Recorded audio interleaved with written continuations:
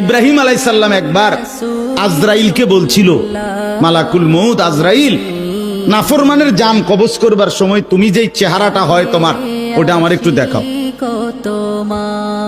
মালাকুল মউত আজরাইল বলছিল, হে আল্লাহর নবী, কসম আপনি এটা দেখতে চাইেন না, আপনি সহ্য করতে পারতেন না। ইব্রাহিম আলাইহিস সালাম বললেন, না মা আজরাইল, আমি এটা দেখুম, তুমি আমারে দেখাও একটা নজর।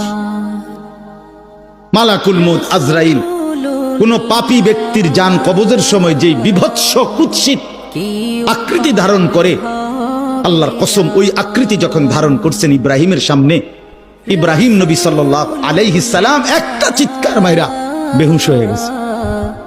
লম্বা সময় পরে যখন হুঁশ আসছে, আমি নিজে পড়ছি কিতাবে, আরবি কিতাবে, ইব্রাহিম আলাইহিস সালাম আল্লাহকে বলছে, আল্লাহ আপনার জাতের কসম মাওলা, কোন নাফরমান পাপী তার কবরের আযাব, আখিরাতের আযাব, জাহান্নামের আযাব কিছুই লাগবে না, শুধু মালাকুল মউত আজরাইলের এই বিভৎস দৃশ্য যদি সে একবার দেখে, তো তার 60 বছরের নাফরমানির শাস্তির জন্য এটাই যথেষ্ট।